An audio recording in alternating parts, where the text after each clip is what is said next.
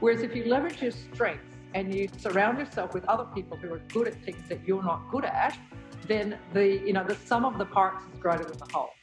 We're getting a breed of individuals that have the necessary technical skills. I think, we see lots of intelligent people come through the door, but very little emphasis has been put into training these individuals around the what I call the emotional rapport piece. You're actually looking for the individual to demonstrate their ability to take their, when I say technical skills, I don't mean IT, but more their subject matter expertise, and be able to apply that within a business context.